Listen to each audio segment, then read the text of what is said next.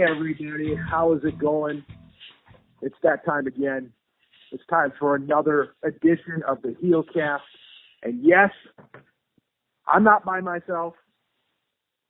My co-host is not by himself this week. Impact Dude, how are you doing? I'm doing all right, Hurls. How you doing, man? Long time no speak. We've been riding solo, doing solo shots a lot, man. Oh, no kidding. It's like me and you have been going back and forth with these solo shows. It's like I'm starting to think like the HeelCast can't have more than one person do the show anymore. It's kind of crazy. Yeah, it is. It's absolutely nuts. It says a lot about the state of Impact, though, doesn't it? Yeah. It's really too bad. I mean, I think we'll get into it later. I don't really want to get into it right this second, but let's do some shout outs. We got quite a few shout outs. First, I want to congratulate our own Larkin for doing some stuff with Lingerie FC. Very, very cool stuff. He just kind of grinded all the way with his interviews, and it landed him a spot with Lingerie FC. So, I mean, congratulations, Larkin. Does it get any better than that? No. He gets to interview hot, semi-naked ass kickers. Yeah. Dude's living the dream, man. Yeah. I couldn't even get in on a single one of that dude's, porn star interviews, Hurls. Not a single one. He just cut me out completely. Even the thick chick, he cut me out completely. Now I know why. Look what he's up to, man. Look what he dialed it into. He wants all the girls to himself, okay? And can you blame him? I know. Can you really blame him? This guy, I mean, yeah, he's promised us interviews with porn stars, okay? And we still haven't got on yet. So, I don't know. We got to have a talk with him. Dude, I think I'm going to hang up, make a porn movie myself, and then just interview myself. That's it. That's the only way I'm going to get an interview with a porn star. No, that's right. But congratulations to Larkin. Yeah, mad props to you, buddy. Mad props. Mm-hmm. We also got to give some mad props to a former HeelCast member who sometimes comes on, the chef. Chef doing some good things, creating his own wrestling company from the ground up. Heelteam 6 Wrestling. Pretty awesome stuff. He's got the venue locked down for sometime in June. Think about this, folks. It started here on the HeelCast. Chef launched it. And now he is taking it all the way to his own promotion, putting on shows, promoting them, doing the whole 9 yards. Follow Heelteam 6 Wrestling on Facebook and watch it all unfold. Dude, I'm ecstatic for the guy. Like, this has been his dream for a long time, man. And it's like he's finally getting to see it come to fruition. And he's working his ass off, as are his partners. And, the only thing I got for you, Hurls, is I think he needs to remember his roots. I think he's forgetting his roots here a little bit. And I don't understand how come I have not been invited to be on the show. And I'm like on the show. Like, I feel like I should be, like a manager for the women, of course. I don't want to manage a sweaty dude. I want to manage a sweaty chick. And I don't understand why I can't be his, Bobby the Brain Heenan or maybe the mouth of the South, Jimmy Hart. God knows I'm loud enough. What the hell, man? Well, yeah, man, you could be Andy Kaufman. I'd be Andy Kaufman. Left and right. Oh, my God. I would be a great Andy Kaufman. You would be. You'd be like Andy Kaufman reincarnated. You know? I have a Buddy the Elf costume. Maybe I could be Will Ferrell. Oh, that would be good. I've seen that costume. That costume is on point. That is on point. You probably saw it on my Facebook page. Yeah, I have seen it. It was your profile picture, I believe, for a while. It shows up in a lot of HeelCast pictures, thanks courtesy of Kyle. Yes, it does. Yeah, it is a good picture, though. I mean, he chose wisely on that. He did, absolutely. But yeah, trust me, folks. His Will Ferrell is just spot on. It's just shorter and less good looking. But seriously, mad props to Chef. Hopefully he finds his way to find us on the show, of course. But mad props to him. Guy's got a dream, and he's living it. And you can't ask for anything more than that out of life. Exactly. Let's just hope his company doesn't take the same direction as ICW, because apparently at their big show this past weekend, they did less than stellar performance. They were at the Hydro. They only sold the place like half full. And the previous year they sold the place out. So. Oh my God, what happened? Yeah, that's a darn good question. I don't know what happened. Well, that was a hot promotion, man, over there in the UK. Yeah, it is. They're also partnering with WWE. And it's also been a problem. Oh, that's it. We just found out. That's the problem right there. We just found out that WWE can buy them out at any time. What? So, I mean, it's not good for Chef's favorite promotion. So maybe it all makes sense now why he's starting his own promotion. Well, you can't blame him. Then he doesn't have to worry about it getting sold out. I mean, think about it this way. If we follow Heelteam 6 like we follow Impact Wrestling, we'll never have to worry about it getting sold out. That is right. Hopefully he books his favorite wrestler, too. So what's this about WWE buying ICW? They're buying ICW? Yeah, they apparently from the report that I saw is that they have an agreement where they can buy out Progress and ICW anytime they want. I don't really know how that all is going to be, but it's very interesting to say none the least. So how much money are we talking here for the buyout? Because I mean, it could be like worth enough money. I'm sure it wouldn't be that much. I mean, ICW's video library can't be that big. Actually, I'm looking it up right now. It only says high six figures. That's not much for a wrestling promotion. No. Particularly one that sold at the Hydro last year. Ugh. I mean, they're big over in the UK, but anywhere else, I mean, they really haven't made a dent. So you probably wouldn't take much to get that promotion. It's kind of what I'm thinking. Yeah. So I don't know. I just think it's a very strange proposition. They have some type of partnership with WWE.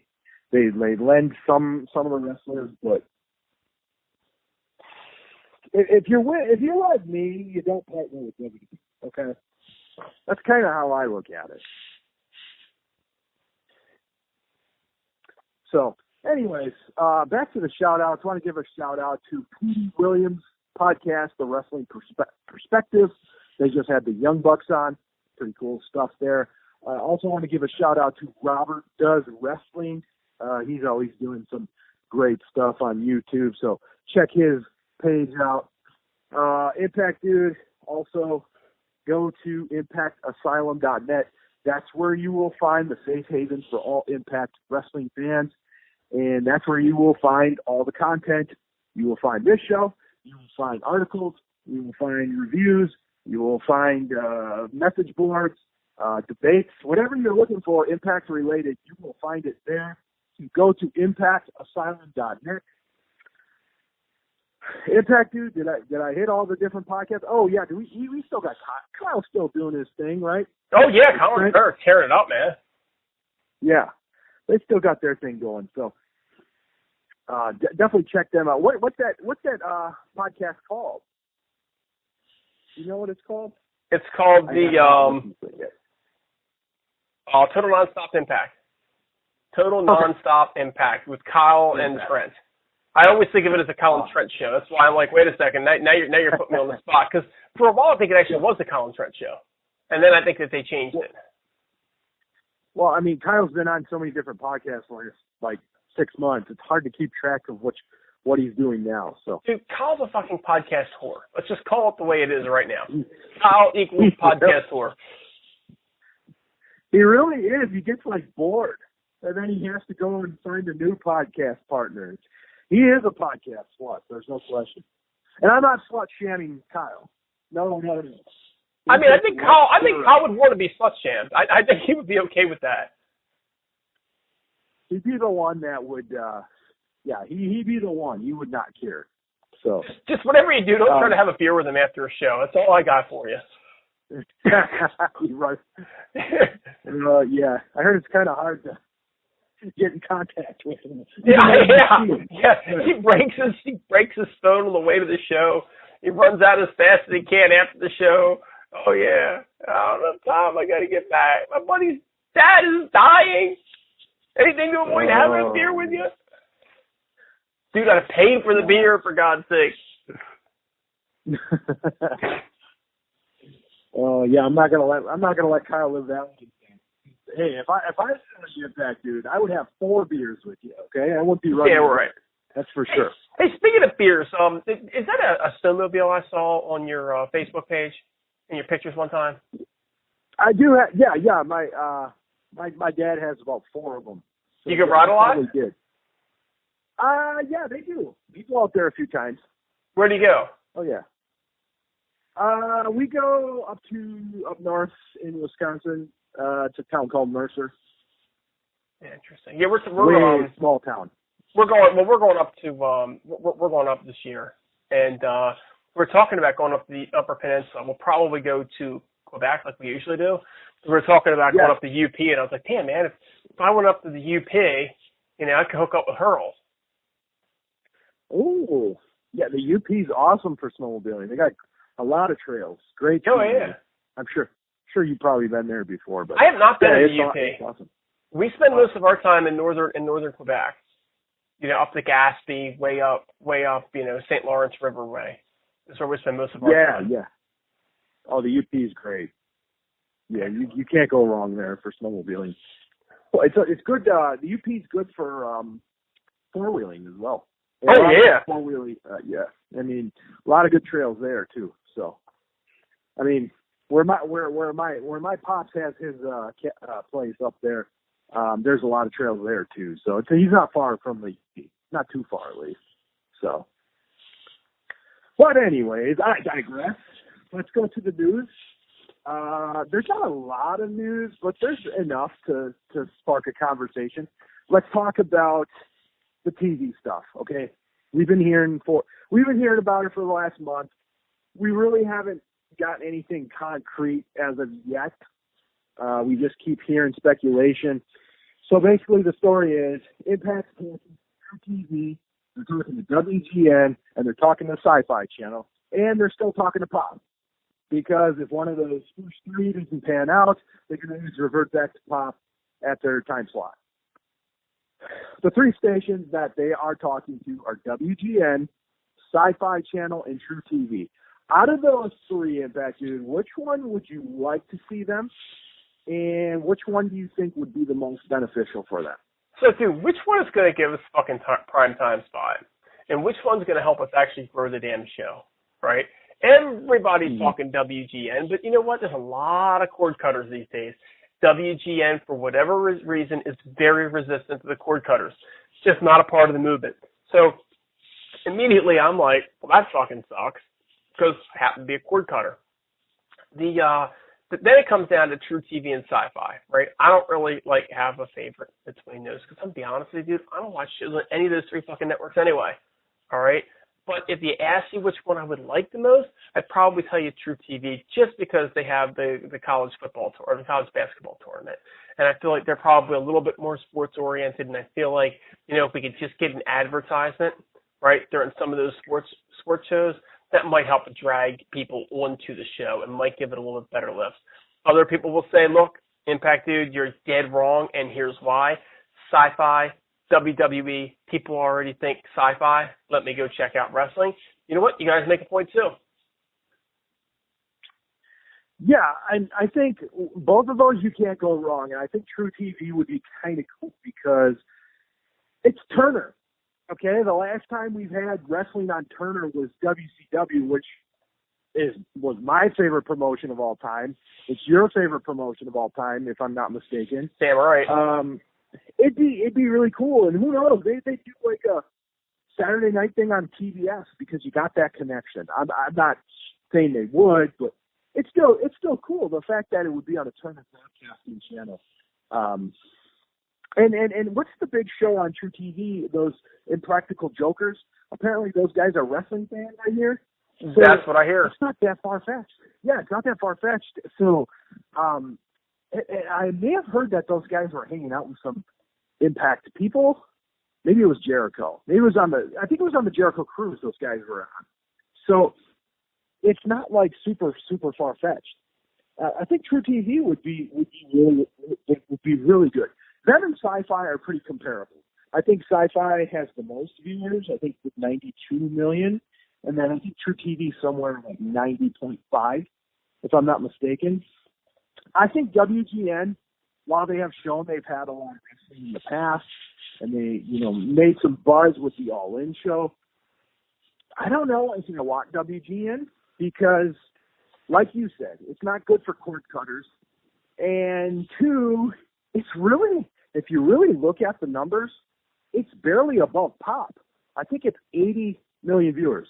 Now, Pop is, I think, at 74. Okay, 6 million plus. It's still better. But at the same time, is it really that big of an upgrade? I'd rather go to someplace like True TV or Sci-Fi. And who knows? Maybe Sci-Fi or True will be like Spike TV and maybe pump some money into the company and get some bigger names. So Spike did it. Why not Sci-Fi or True TV? But I think if I had to pick my number one, I think I would go along with True TV as well because Sci-Fi is connected to NBC and WWE, and it's been shown that NBC is very big to WWE. So True TV, you're away from that. Plus, you still have a lot of viewers. Plus, you got, like you said, the NCAA. You got the Impractical Jokers. So I think True TV would be my number one. I think number two for me would be Sci-Fi. Number three would be WGN. But however, don't mistake it. I think all three would be upgrades to Pop TV. My only concern about, not my only concern, but my other concern about WGN, I mean, let's face it, they did do the All-In special, and you do now have, the All-In folks getting ready to pull up and actually have a promotion of their own. And it just kind of makes you wonder if they don't already have an inside track, right? WGN now apparently being bought out by Nexstar, which is now with this buyout going to make them bigger than Sinclair. Same kind of business model. These guys have been a part of Ring of Honor, which has been very successful for Sinclair. And all that they're going to do is take the same Ring of Honor talent that drove Ring of Honor where it is and put them on the new network, right? So just want you to think about that for a second, that those two networks, they may be looking at each other's business model, and they may be thinking that this is the type of clientele that they're looking for versus what Impact has, which is a little bit younger, a little bit more, probably rabid type of an audience versus the casual fan audience, right? That would drag people to tune into their channels. You see Impact trying to go down that route. I mean, if you look at what Impact's been doing, they become ROH light, right? As part of the reasons the ratings are down. But it just kind of makes you wonder if WGN isn't really maybe preferring to head in that direction. Problem is timing. It's going to be a while before those guys have a show, let alone a show that makes sense, right? Right. Yeah, I don't know if I feel comfortable with any television station that is going to be bought out and a new direction is going to incur. I'd rather probably go to a station where they kind of have their ducks in a row and they kind of know what they're going to do and what they want to do. I think that's, partially the reason why I want them to go to True TV, because I think if you're working at a Turner Broadcasting station, you got to understand that. I mean, WCW Nitro was so instrumental in giving your station its name. Maybe not so much TNT, but TBS. I mean, come on, you knew wrestling was there since the late '80s, and it's been a prominent figure. And I was just so blown away when Turner Broadcasting wanted to get rid of wrestling because of how much ratings it was bringing in at the time. So I would hope that, they would like another crack at wrestling. And like I said, I think you get that much, you bring Impact there. I think that would definitely spark a wider audience and possibly get people talking again.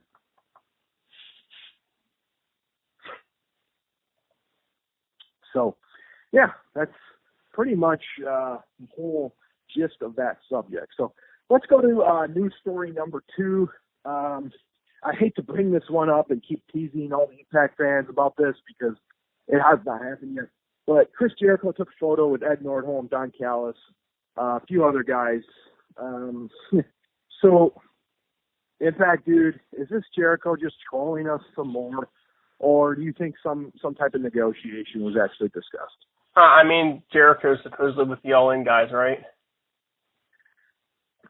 That's what they say, but... I mean, I think they're just friends. Don't you have just a pause right there, though. Don't you have a hard time believing that he's going to go with the All-In guys over his buddy Don Callis? I think if he's going to own the parts of the company, I think he'll do whatever makes the most sense from the dollar end. Don't you agree?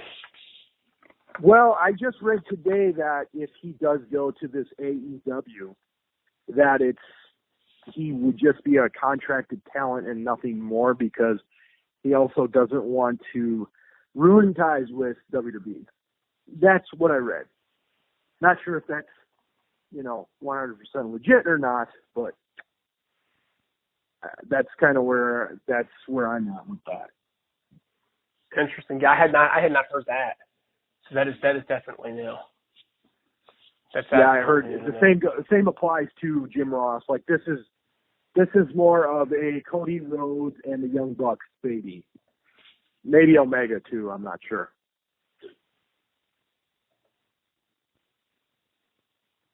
So I don't know. I just think these hints and what Jericho's heard on the podcast. If he is coming into Impact, he's going to make damn sure he's going to tell you. So it's going to be sometime when we have no idea. But, man, I would like to think that they could somehow get him in at least for a one-shot match or something. Oh, man, wouldn't that be wonderful? It would be. And hopefully it happens. But I just hope, if it does happen, Impact doesn't tease us about it and make it even worse. So I think that was one of the mistakes they made in 2018. But you have any more on this topic before I move to the next news? No, I think let's roll on with it, buddy. Let's roll. Yeah, that's true. Okay, let's go to the next one. This one is actually pretty big. It got a lot of people talking. LAX and Evolve. Evolve, if you don't know, is basically WWE Junior. What I mean by that is they're a little below NXT. But the guy who runs Evolve, Gabe Sapolowski, he runs Evolve. I mean, he works for WWE as well. I guess he does some stuff for NXT. So I think he's kind of a scout for WWE. If I had to say, what he actually does, I think he's kind of a scout for WWE, I would have to say. And Impact Wrestling was going to have LAX versus a team that's currently in NXT, and they're also the Evolve Tag Team Champions, the Street Profits. They were going to have a match. And Impact basically, at the last second, pulled LAX out of it. It's gotten a lot of, outrage / Impact fans were happy about it, and then non-Impact fans weren't happy about it. So, Impact, dude, what is your take on this whole situation? I think you do what you got to do. I don't have any problem with it from the Impact perspective, and I wouldn't have any problem with it if WWE were saying, "Hey, we don't want to put our talent in there with Impact talent either." So let's get past this whole "I'm a fan of this, you're a fan of that." My guy does is right, your guy does wrong bullshit. You've got your tag team champions, and you're going to be putting them in the ring against what effectively amounts to a scrub team for other companies. I've never heard of these guys. I don't follow NXT, but they sure as hell ain't the WWE tag team champions. Your guys are legitimately, two of the best in the world. We've all heard what they've done with the Bucks, and the match that they put on with the Bucks and the rave reviews that match got, And for my money, the Bucks are the best tag team in the world, with LAX a close second. because it is a close second. The Bucks are a well-oiled machine and well-known act, but when it comes time to get in the ring, LAX, man, they're there with them tit for tat, right? So in my mind, you're not going to put those guys against some random tag team from WWE. What does WWE have to lose? If their team loses, then let's lost to the best. Of course, they're also going to say, we're going to flex our muscle and fuck you. We're not doing that shit, right? If their guy wins, ha, ha, ha, ha, ha, look at how much better we are. So Impact was worried about how they look. Then the story goes that, in order to make everything go good, they were like, well, we're going to make it a triple threat match so that LAX doesn't have to eat the pinfall, and we're going to make it a 6-man match. And basically, guys, here's what was going to happen. The first night, the third team was going to lose. And the second night, it was probably going to be the third partner from LAX's side that was going to lose. Okay, they never said who was going to lose, just that it would protect people from taking a pinfall. And Impact's look at this and going, do I really want my tag champions, a cornerstone of my division here, and do I really want them in a spot which is quite frankly known to just be a freaking breeding ground for that fucking cock city that's known as WWE anyway? So it's basically just to be a WWE meet and greet. So they pull them. I don't blame them. Yep. And now Jackass is saying, well, we're not going to contract any more Impact talents to work Evolve shows. Good. Perfect. Great. Problem solved. We don't have to deal with this anymore. Thank you. Right. Yep. Agreed. And they did this with EC3 and Drew Galloway. Look where those guys are right now. Oh, they're back in WWE. So, but I'm okay with that. I'm okay with that. For the record, I'm okay with those two guys being in WWE. It's LAX I don't want to see go. No, right. Well, I thought, I wanted Drew Galloway to stay, okay? Because I thought he was doing some really good work, but I don't know. You can kind of see people's intentions. They're just kind of, if they use Impact just to be a launching pad, back to the WWE, I don't want people like that. I want people that actually want to make this company big and successful, and they want to make it the priority.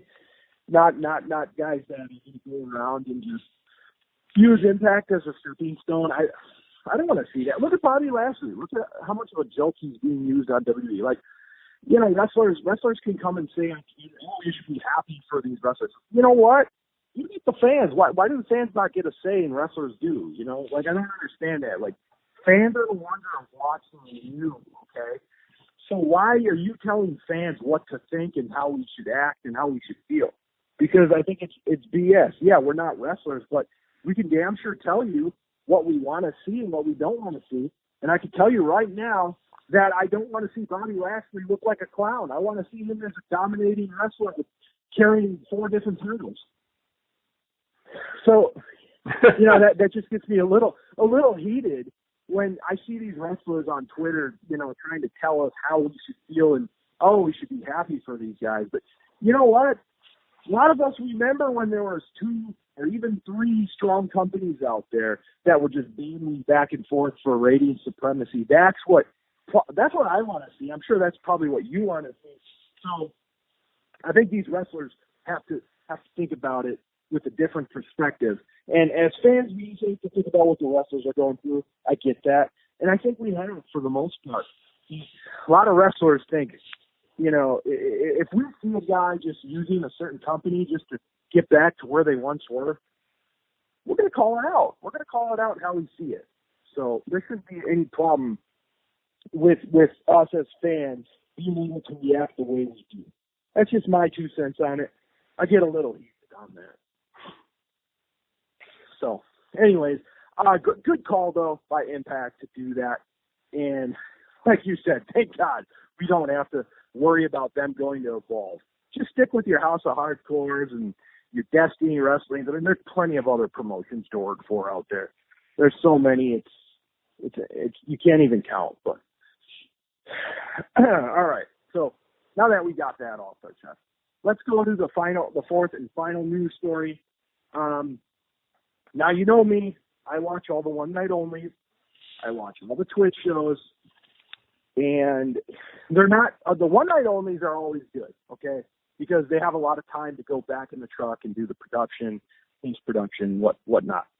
So, but the Twitch shows, they are live, and there is no editing. It is as it goes. Okay? So, having said that, there's been a few Twitch shows in the past that have not been the greatest. There's been audio issues, or there's been no audio at all, and you're just seeing a video with no sound, or sometimes the whole camera just shuts down and you can hear the audio. So there's been issues to these things. It has not been a well-oiled machine. Hopefully they can fix that going forward.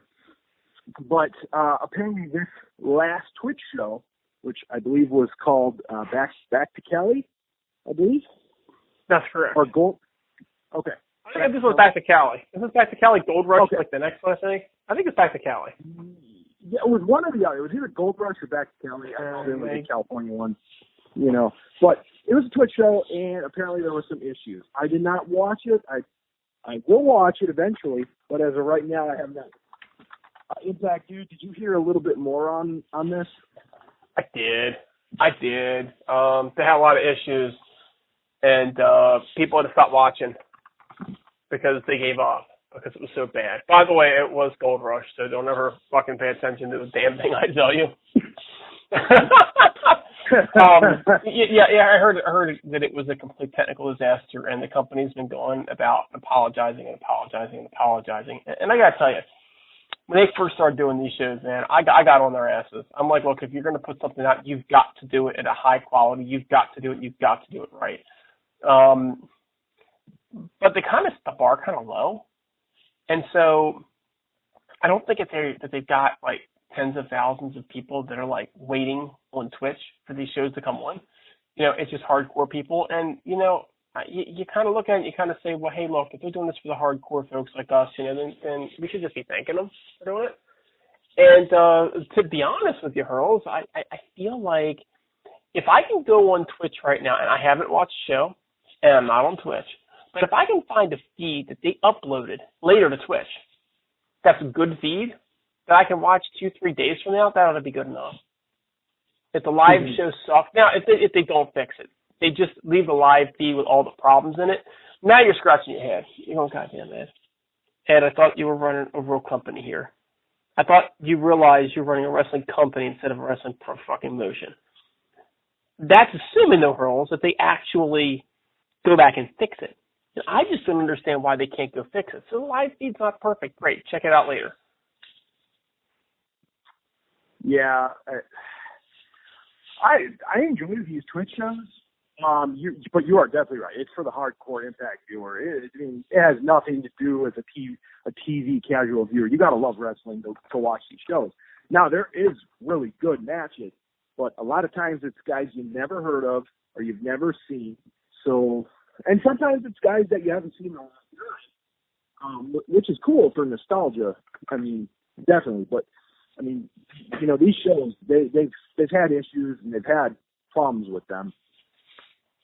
Hopefully they'll be able to correct them and move forward and go, smooth sailing. But until then, it can be troublesome to try to watch these, and it's just, I mean, like I said, it's just hopefully they can get it figured out, because a lot of times they'll have different audio in different areas. So you'll have maybe the crowd mic'd up and you won't hear the announcers, or then you'll just hear the announcers with no sound. So it's just, they've had issues since day one of doing these, and hopefully they can figure it out. That's all you can really say about it. But, I mean, at the end of the day, we're getting extra matches, extra content. So I'm not really going to complain about it too much. As long as Impact is, as sharp as it needs to be. This is just kind of like an added bonus. Oh, look at that. So, all right, Impact Dude, do you want to take us through Impact? Oh, man. I got a news flash for you, Hurls. I think before we get to this week's Impact, we need to do a review of last week's Impact. It shouldn't take very long. There was only one match. Right. Yeah, no, definitely. We had the Eli Drake Gravy Train Turkey Trot, the second annual. And okay, so the teams, they drew them out of a wheel, because you're in Vegas, you got to do that, the dream. And we had Eli Drake's team and Follow Ba's team. Now, Follow Ba had Cam. Who was the Japanese guy? Hikaru? Something like that, man. Kikikaru. Yes, Hikaru. Okay, like a comedy wrestler. We also had Alicia Edwards. And then we had Desmond Xavier. And was there anyone else? Am I forgetting someone?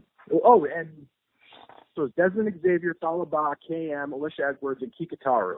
Right. Versus Eli Drake's team, which consisted of Rohit Raju, Disco Inferno,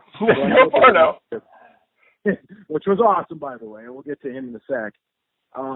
We also had Katarina, right? And the don't forget, one, it was Jake Christ. Jake Christ, yeah. Jake Christ. Okay. Yep. Okay. So you had Eli Drake, Jake Christ, Katarina, Glenn Gilberti, and Rohit Raju. Don't call him fucking Glenn Gilberti. He's a goddamn Disco Inferno, man. That's really fucking nuts. Disco Inferno. It's like this. You didn't insult me enough by putting this show on. You had to call him fucking Glenn Gilberti. You couldn't have been like, right. And tonight he's going to be Disco Inferno. I mean, he even says at the beginning, I was formerly known as Disco Inferno. Just I'm the goddamn wrestler formerly known as Disco Inferno. Good God. Right. Like, just call yourself Disco Inferno. I mean, geez, there was no reason not to call yourself Disco Inferno. Okay. So the whole Impact was basically just highlights of past Thanksgiving impacts or past matches. So, or they did the backstage skits with the drawing and whatnot, which were entertaining. I liked it. It's a Thanksgiving episode. You really don't think many people are going to watch anyway. Wrong. This Impact ended up drawing better than most regular Impacts. And who do we give? And who are we giving credit to? Disco Inferno. Disco Inferno. Do not call him. Yeah. Why do they keep calling him Glenn Gilberti? He was even Disco Inferno, like in freaking Impact, wasn't he, when he was a TNA? There's no way WCW owns the right to that damn name. There's no way WCW owns the right to that damn name. No, I don't think they do. But the ratings went up from 104 to 124, and the show was ranked 108 out of 150 for the night, which is why do you think that was? And you also had an NFL game going on at the same time. A really good one, which I think was the Saints and the Falcons. So, dude, what does this say about the state of Impact? What does it say about the state of Impact when a bunch of comedy guys, some of whom I'd never even heard of this Kikitaru guy, whatever the heck his name is, okay? And Disco goddamn Inferno raised ratings. Disco Inferno is like their biggest draw. Yeah, I don't really get it. I think there's something to be said towards the philosophy of the casual viewer and the fact that they're not big into wrestling, but more into the promo/skits. So there's definitely something that goes along with that. So I think that could be attributed to it. But also, I mean, okay, Thanksgiving night, there probably wasn't much else on. Okay? But, hey, look, wrestling. Why not? Let's watch it. Oh, hey, I remember him. He was the Disco Inferno. He's goofy. He's the Dancing Fools with Alex Wright. Alex Wright. He's coming back next week. Alex Wright's going to headline Impact Wrestling next week. He still looks goofy. Doesn't really look that bad. That's shitty. So, I don't know. I just think that, it was a Thanksgiving show, had a lot of highlights and clips from past Thanksgivings, but I guess the people were enjoying the skits and maybe the build up to the main event match. That's really all I can think of. So, that's my theory on that. But, what better way, though, to end that episode than having Disco Inferno take the pinfall and have to wear the suit because Scarlett Bordeaux tries to, tells him, kind of leads him into it. And then, obviously he's getting all into it. And, he's like, oh, okay, I'll put the turkey suit on because she tells me to. I think the best part, though, was Don Callis selling it. And just basically calling, Disco Inferno a stooge. And, oh, man, I think that was just great. So props to Don Callis for, really getting into that. And Disco Inferno obviously being a comedy joke character. It's always fun, too. Well, those two guys, they go after each other on Twitter all the time. They're always jarring on Twitter. So Callis and Disco Inferno, if you follow either one of them on Twitter, you're following the other. Right. So this is a logical extension of the Twitter people. They both have their own podcast, so. But they attack and take barbs at each other constantly. They tweet at each other. Well, and you could tell they had chemistry on air. As weird as that sounds, they didn't even interact with each other. But the fact that Don Callis was, you could tell they have some sort of history and they feel comfortable ribbing on each other. It's totally cool. So I don't know. It was fun. It was a fun match. It was fun to see Disco with the turkey suit. Basically all storylines were tossed out for a week. It was just a fun episode. So, yeah. Anyways, so, dude, why don't you take us into Impact for this week? Oh, man. How to follow that up. Let me tell you how you follow that up. How about the Lucha Brothers versus Rich Swann and Willie Mack? If this was ever a match made in Lucha Underground, I don't know what wasn't.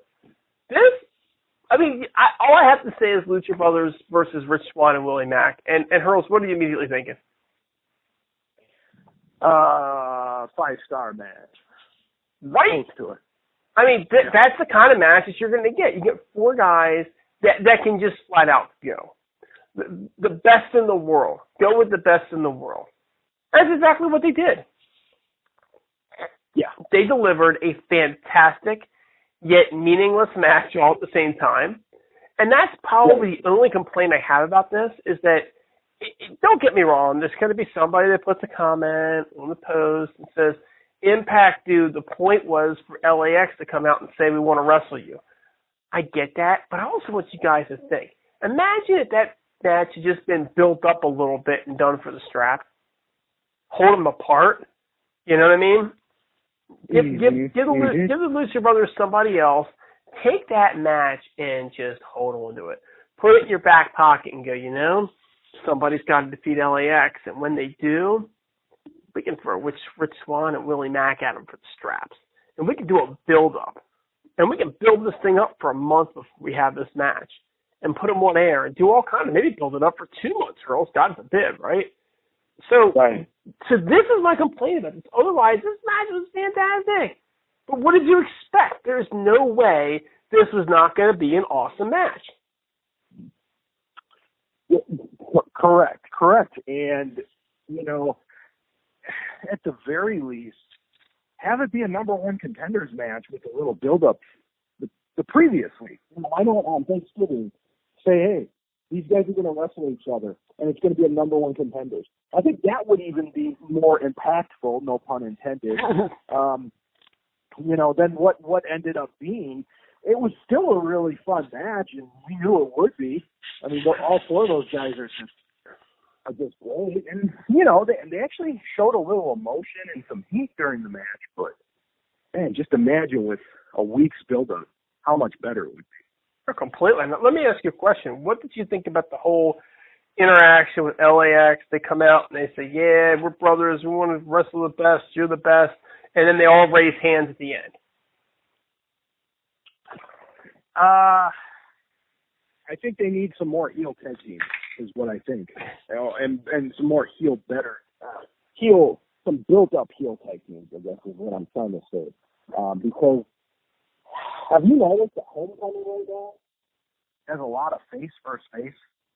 Yeah. I just think that they're kind of, I don't want to say dropping the ball, but they need some more heels, especially with the tag team scene. I mean, you got the Desi Hit Squad and who else? OVE. We've already had OVE. OVE hasn't really been doing too much lately. Does the Hit Squad even count as a tag team? Or are they just a distraction for real wrestling? I honestly think, like, with the whole, getting rid of the Stringer Sting, and I don't really know. Like, they need to be built up again. And they're kind of turning into comedy, right? They're like more comedy now. So, I mean, LAX, they've been doing, like, so much dominating the whole tag team division that there's been, like, no good heel tag teams left that can viably contend for those straps. So that's why they're, like, forced to have to go against face tag teams, because that's all they have. I mean, they barely even did anything with Matt Sydal and Ethan Page. So, like, what else are you going to do? The most logical step is to do that with the Lucha Brothers. I completely agree with you. I mean, I think they got too many faces, and I hate the whole face versus face. Let's just hold hands and yay, look at us crap. I want to see some tension. So bring some tension, and maybe it's coming. Who knows? Who knows what's going to happen? Yeah. Conan already like, hey, remember what happened with Juventud Guerrero and Rey Mysterio Jr. 25 years ago in WCW? They were never friends again. Oh, good God above, man. Look, Conan, we want WCW back as much as you do, dude, but that's not the way to bring it back. After this, go ahead. I mean, what's the whole thing with Conan, too? They kind of alluded that he's talking to somebody. So I don't know if that means anything. Impact likes to do that a lot, where they, like, maybe think you're going in some other direction with a storyline, and then all of a sudden it means nothing. It's just like it never happened. So that's my guess on that one. Like, what's going on there? Do you think it's anything, or you just? I don't know. I don't see how it can really impact the storyline, whether there is or isn't. You know what I'm saying? Yeah. Either LAX is turning heel. I don't think it'll be the Lucha Brothers. It'll probably be LAX. So either LAX is turning heel, or who knows? You know what I mean? Well, they're teasing, LAX either maybe losing the straps and splitting up, or is that kind of the direction they're going? I have no idea. Yeah, I think we got to tune in to find out, right? Right, exactly. Which, hey, we like cliffhangers, and I think they need more of them. So I guess in that sense, it's kind of good, but the whole build-up between a face-to-face tag team, because LAX has basically dominated the whole division, I don't know. I just don't think could have been a lot better. Let's just put it that way. So my question for you here, okay? What do you think of Jordynne Grace? What's your take on Jordynne Grace? This girl comes in with a lot of fanfare, man. What's your take on her? I respect her look, okay? She's definitely a powerhouse, okay?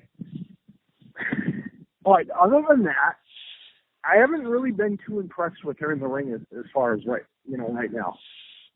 She is very young, though. She's about, like, I think she's even younger than Tessa Blanchard.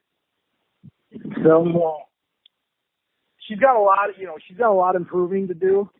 I just don't like the fact how they're using Katarina to get her over, because I'm a huge Katarina fan. I understand Katarina, she's the oldest knockout on the roster that's, still working, but still, I think they could be doing some better things with Katarina, and I just think Jordynne Grace really hasn't impressed me that much yet.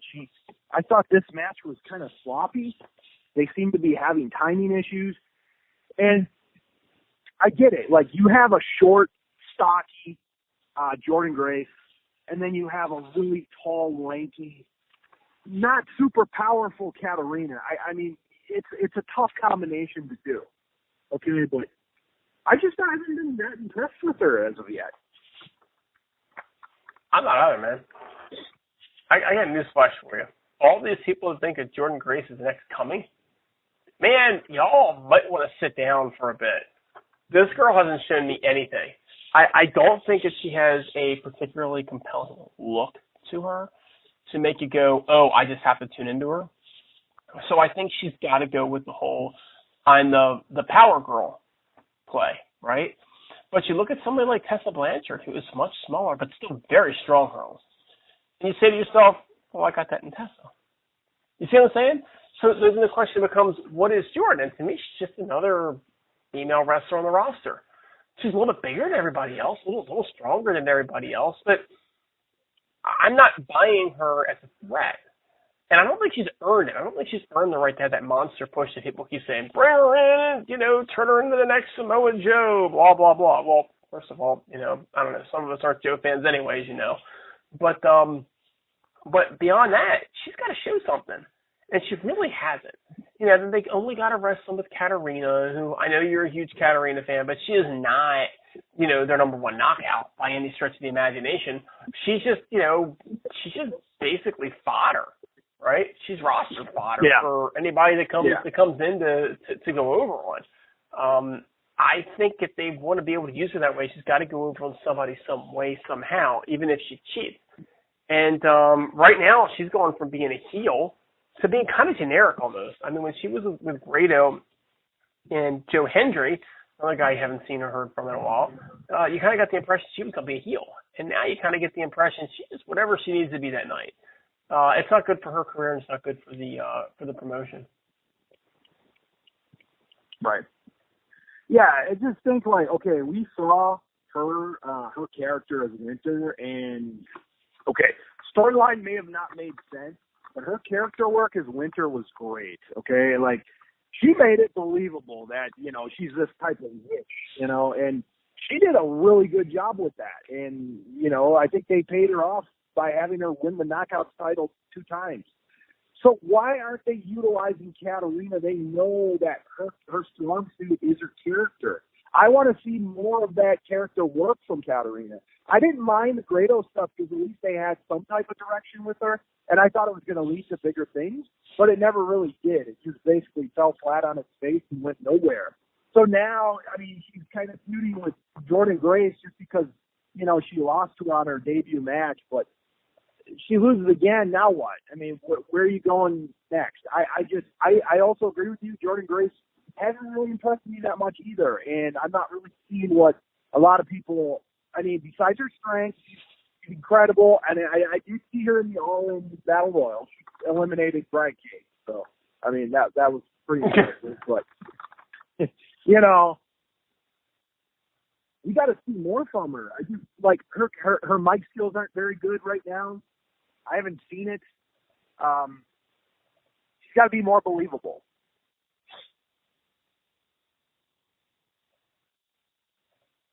So I don't know. That's kind of my own thoughts in that situation.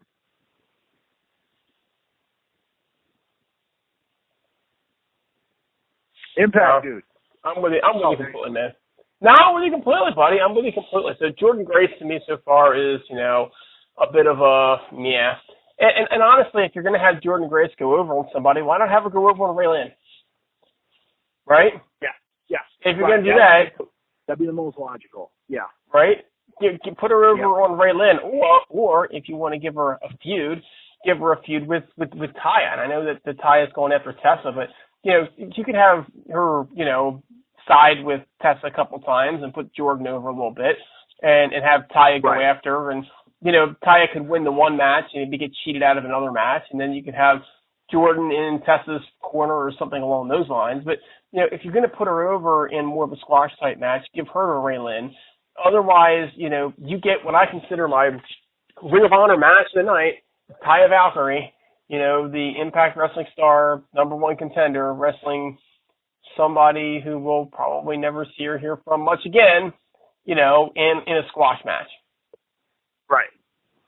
And, we don't, Ray Lynn's got no hype with just kind of seeing her for the first time. And by the way, I actually dug her more than I've dug Jordan Grace so far. That's because she's hot. I mean, I feel you on that one, but part of that's just her looks alone. She just seems like she's got more charisma to her, though. Like Jordan Grace, like all she's really got going right now is just a power game. Like I said, she's super young. She's got a lot of room for improvement, and there's a lot of time for her to develop a niche. And who knows, by a year from now, we could be talking about her being the greatest knockout of all time. So who knows? There's a lot of potential there for Jordan Grace. I just think she was kind of overhyped, maybe by the internet wrestling community and overhyped by, Impact itself. So we just haven't seen it come through yet.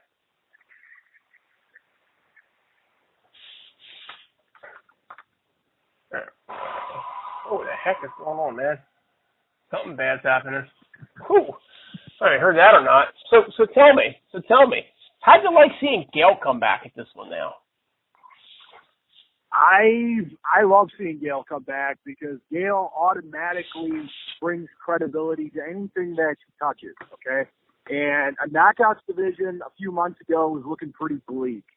And now we have a knockouts division that, starting to get pretty interesting because A, we got more knockouts, and B, we got a big name like Gail potentially getting involved into something, okay? And I thought Gail, she retired at, 37?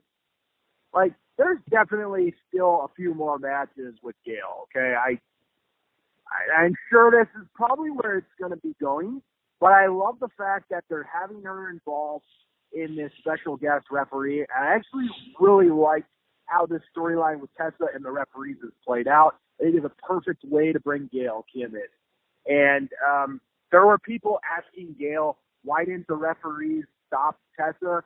Well, Gail answered it perfectly on Twitter. She says, well, maybe they don't want to put their hands on a woman. And that's understandable. That actually makes sense, especially in the year of 2018. You don't want to get accused of anything. So, kick her ass, for God's sake. It's friggin' professional wrestling already. Good grief, man. I know. It's professional wrestling. We're supposed to suspend disbelief when we watch this show. We are supposed to forget that you're not allowed to hit a woman, and we're supposed to beat the living hell out of her. Well, right. Well, I agree to that point, but it also kind of maybe explains why the referees didn't put their hands on Tessa and try to, help their fellow referee out. But it's a way for Gail Kim to become the guest special referee, which I thought that was actually a pretty good touch on the whole thing. So that's just my 2 cents on it, though. So yeah, I do agree with that. And I like Gail as special ref. Yeah, it's great. Like it keeps a big name involved, and like that's what they should be doing. And who knows, this could lead to another Gail Kim match, even though she said she's retired. But I think, at this point, like, I think she's got a lot left in her. Don't tell FK9 I said that, because he'll probably lose his shit. FK9 is losing his shit as you're saying this, and he's not even listening to you right now. He has already lost his shit. He just crapped his pants. Gail Kim's back, and Hurls is happy about it. Shut the hell up, Hurls. She's not putting over anyone. I could just hear it now, but I'm Gail Kim. No, what can you say? We need star power, right? We need ratings. Why not bring someone who probably can at least add to that a little bit? Not saying she's gonna, become the next Stone Cold Steve Austin at this stage, but she's got name value and she's got credibility, so I see nothing wrong with this, and it makes sense storyline-wise. I think this storyline's actually been built pretty solid, so I got no problem with it. In fact, dude, when this happened, I was happy to see her out there. So, you know who I was happy to see out there? Desmond Xavier. In a real match, not that turkey costume bullshit match from last week. Desmond Xavier, Zach Wentz. Dude, the Rascalz have freaking arrived. What did you think of this arrival, Hurls? What did you think of the debut of the Rascalz? Did it live up to the hype? Well, I thought you were going to go with the debut of Mike Seidel there for a second. And Mike Seidel. Don't compare him to his brother. Right. Don't compare him to his brother, because God forbid we try to put him over by comparing him to his brother, one of the greatest wrestlers in the world.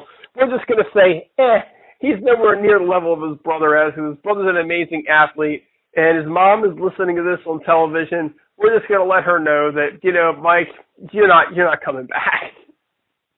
Right. Well, I mean, hey, you got to start somewhere. I'm not saying that's going to be the next Owen Brett, but I didn't even know Matt Seidel had a problem. But anyway, the Rascalz.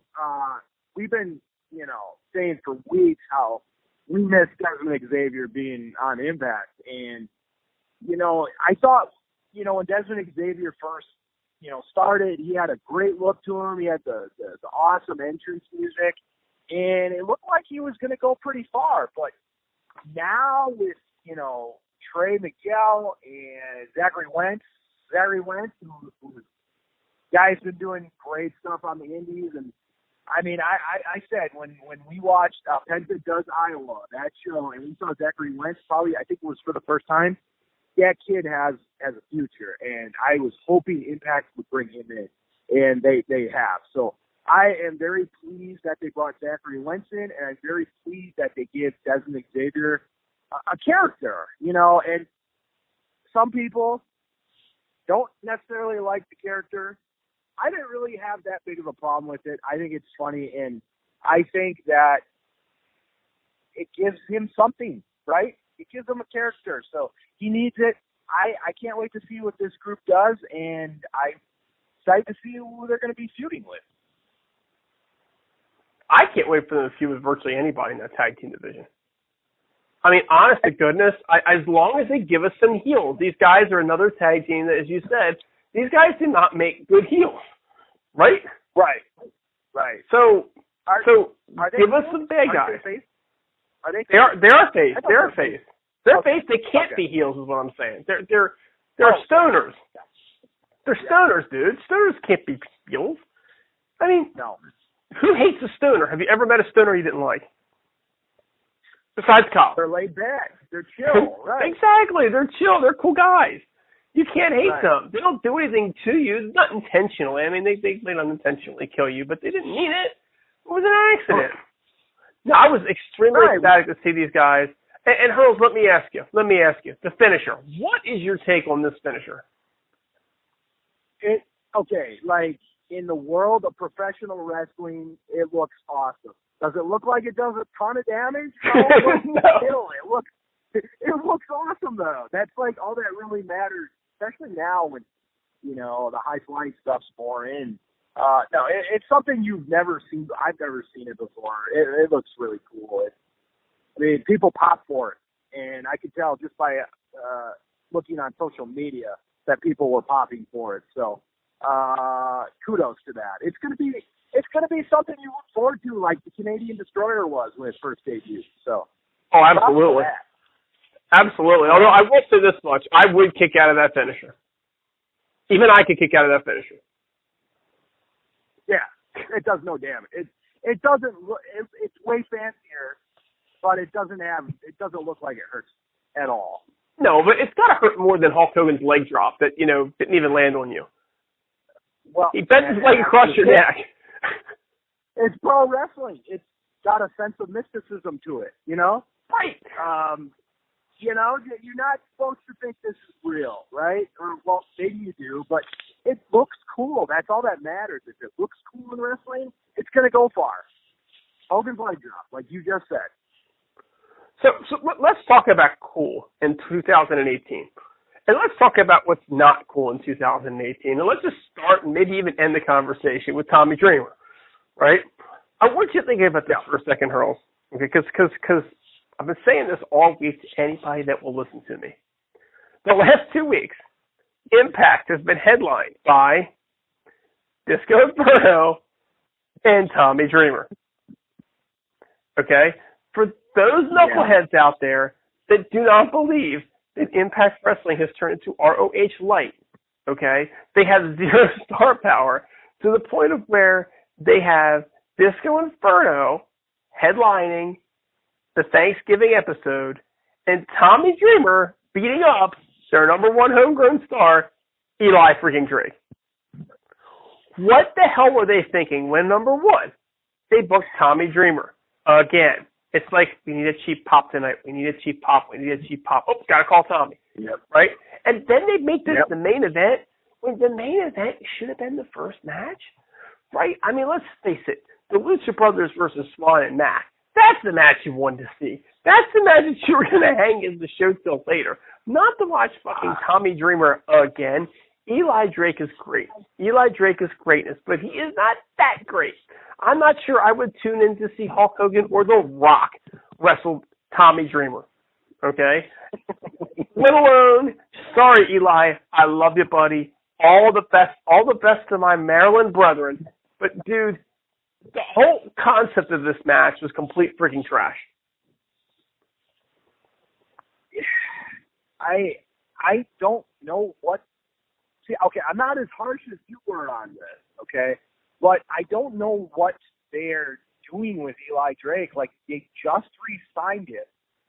And it's like they keep giving him useless feuds. I really don't understand what they're doing with Eli Drake. Like, they clearly need a big heel to go after Johnny Impact.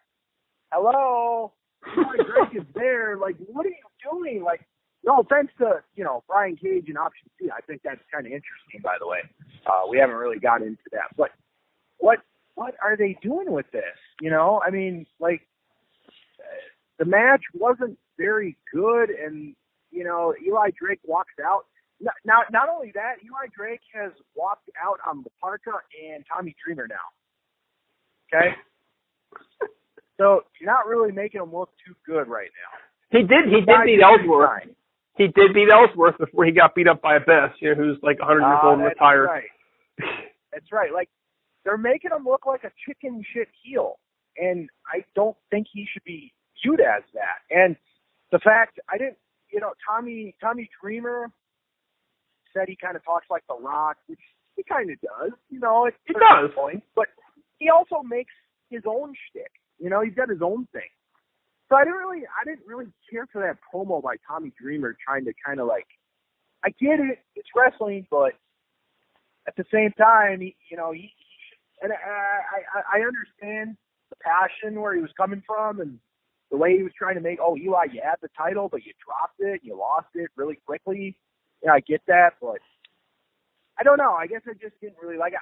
I'm still hopeful that this angle is going to be, it's going to go somewhere good.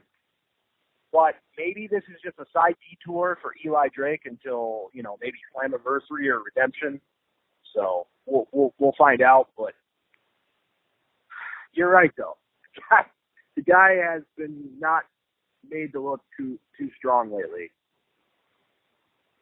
It's bad. It's really bad. The booking has been terrible with him. The booking has been beyond terrible with him. So the thing is this way, if they wanted to make Eli Drake a chicken shit heel, and he had the belt, I mean, Hogan was the greatest chicken shit heel of all time, and until it came time to actually wrestle Sting, in which case he went out there and actually beat Sting, if I remember correctly. That was terrible, by the way. That wasn't supposed to happen. But the point is that when it came time to it, and he finally got fed up, he actually then did step up to Sting and made the transition, to the strong heel very, very well. I would have no problem with them booking Eli Drake similarly. But this he's doing it with Laparca, and he's doing it with Tommy Dreamer. I'm waiting for frickin' whatever the hell Glenn Gilberti is going to go by next to come out, and dance. Maybe it'll be Alex Wright. He'll be chicken shit heel to Alex Wright. But Glenn Gilberti's got a point, man. The ratings have risen when he's been on the television. Yeah, okay? They have. The guy's actually got merit to be on TV more than he actually is. Yeah. And what does it say to the people that they're trying to put at the top of their card? Fucking Disco Inferno. 20 years after he was still not relevant. Okay? He's out drawing their entire freaking... Look, we're supposed to be the marks. We get called marks by certain people all the time, dude. I don't know how anybody defends this. It's like, oh my God, Sanjay Dutt, what are you thinking? You're supposed to be the head of creative. What are you thinking that you cannot put Killer Cross in this role? Right? Oh my God. Or how about Eddie Edwards and Moose, dude? We didn't talk about them. I like that segment. A lot of people are down. I thought that was a great segment. Oh, it was. It was. Like, I think there's a lot of cool stuff that's brewing there. Like, Moose just what's the word? Antagonizing him. I thought that was brilliant. I really wonder, when the Mets, so to speak, are,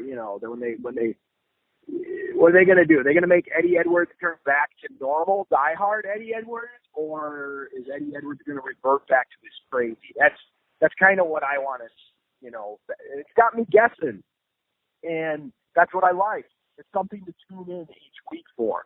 So I'm excited to see where that goes. I think Moose has done a really good job in the role he's been. I think the guy has more character than we ever thought he had. When he first came into Impact, we weren't really sure what kind of character or mic skills he had, but I think, man, he's really flourishing right now. And I think it's been, been really good. And I also am really enjoying Killer Cross and Johnny Impact. Like, especially like him interrupting Johnny Impact versus, that was, they were shooting a promo and you thought, okay, this is just a regular promo they're hyping up. But, Killer Cross interrupts it. I thought that was kind of cool. And I do want to see where this goes as well. I think both of them stories are doing pretty well.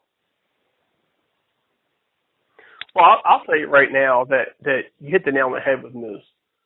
Moose has really dialed it up. The character showing through with him as a heel has been amazing. The fact that they turned him heel instead of just giving him the strap as a face, which we all kind of thought might happen, right, was just a great blessing for him, because it's really going to help his career long term, right?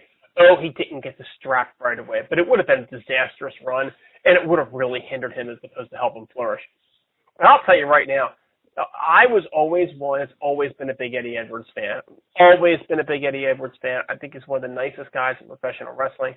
If you've ever watched the Weekend Escapades with Kevin Steen, right, Eddie Edwards would show up. Eddie was the nicest guy there ever was.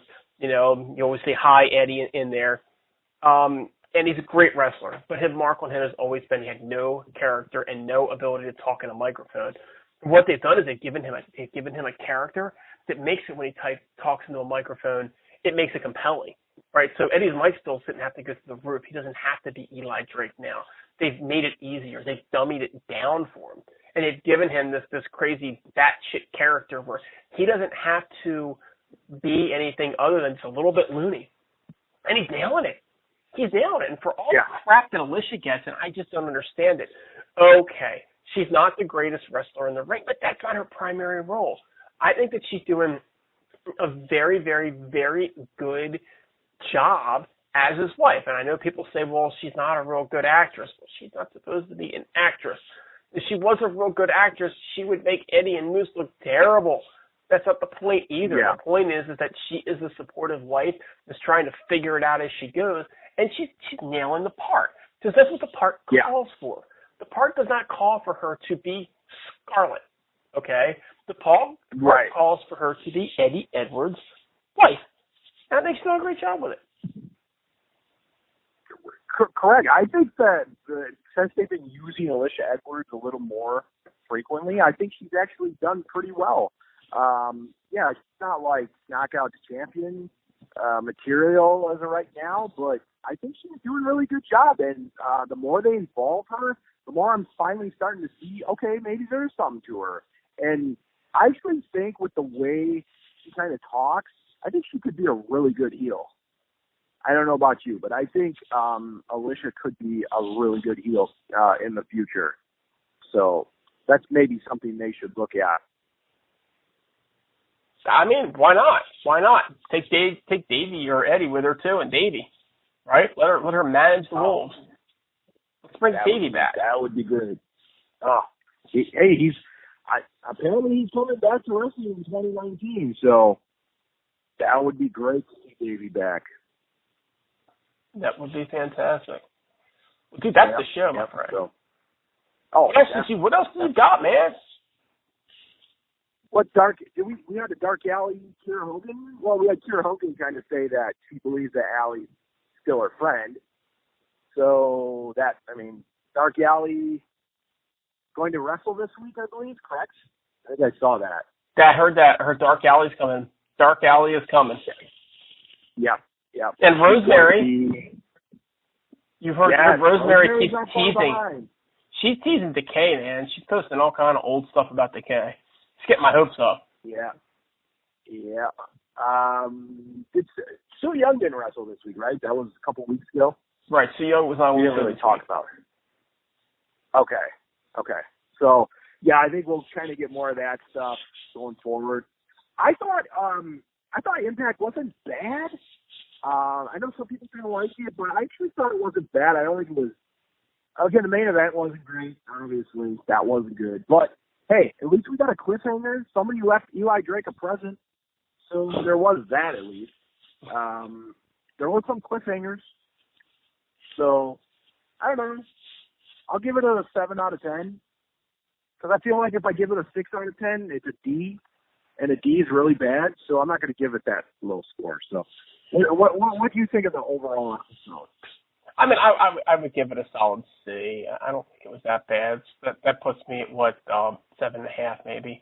It wasn't a great show. It needed more pizzazz to it. It needed to be more compelling to really make you go, my God, I can't wait to watch till next week. Right? At the same point in time, you got to give the in-ring action. They had some great matches. I mean, forget the main event. That was Tommy Dreamer was the main event. I'll just shut up on that one, right? But if you consider the Rich Swann and Willie Mack versus the Lucha Brothers, if you consider the fact that we got to see the Rascalz, that really just kick-ass new finisher, even if it wouldn't even hurt Impact Dude, I think that that's got to give it a 7.5. We did get 2 women's matches, which I know Gail was involved, but that would have to make FK9 proud. Yes. Yeah. I think ultimately it leads probably towards the Gale versus Tessa match. And I've been saying since Bound for Glory, like, they need to have these two, go at it sometime. Because, how could you not have a Blanchard go against Gail Kim, one of the greatest knockouts ever? Okay? It's just, it has to happen. And Tessa's got to win. But still, for her to get this win, this match is $1 million waiting to happen. And I don't buy it. I think if Gail went over, I know everybody was screaming because Gail went over. But if Gail goes over, doesn't that just say that Tessa is willing to job to the older talent just to show her respect? Doesn't anybody see the value in that versus, the older person had to put the younger person over because they can't put themselves over? I think Tessa would put herself over way bigger by losing to Gail and letting the older talent go out on top. I would have so much mad respect for her for doing that, and I think most other people would too. I'm sorry, Hurls, you're not the only one, man. Everybody says, Gail needs a job, this one needs a job, that one needs a job. No, you know what? You want to legitimately beat them, go out there and outperform them. And I'm not sure anybody's going to go out and outperform Gail Kim. I just don't think so. Well, so let her go over. Who cares? I would be totally fine with Gail winning that match if she was an active wrestler. I just think that now she's kind of in that retire mode. If she wants to come back and do I don't want to use the other company as a reference, but like a Triple H does in WWE. If she wants to be that and do that, fine. But if she just wants one last match, I just don't see the benefit of her winning that last match and it being meaningful to Tessa. I just think, there's no revenge. You know what I mean? She can't get a revenge then because it's her last match. I don't know. I just think Tessa should be the primary focus. Unless Gail Kim wants to make a comeback and keep wrestling, I'm totally fine with that. I don't know. I think the right thing would be able to put Tessa on that pedestal. I think Rosemary should be on that pedestal. That's who I want on that pedestal. Okay. Hey, and that's a fair point as well. but you and I know that an ACL injury, it's going to take her a while back. Even when she has her first match, it's still going to take a long time to get that knee healthy. It does, and I'll be honest with you, Hurls, I don't know if you're aware of this or not. I actually had that same surgery. And I'll tell you, after, it was like 6 weeks. 6 weeks, I ran a 5K. I'd never run a 5K in my life, by the way. And I pushed a stroller running this 5K. Okay?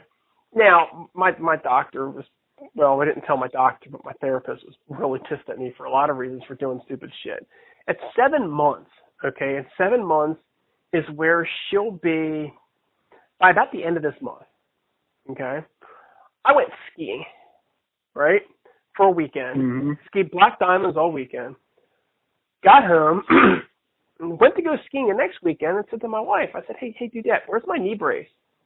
I don't know where you left it. Well, I haven't seen it since we got back from skiing. And we looked at each other and went, oh, shit, I didn't even bring the damn thing with me. I didn't even know I didn't bring it. I felt that good at 7 months. But here's the problem. It takes a full year to recover. You think that you're good.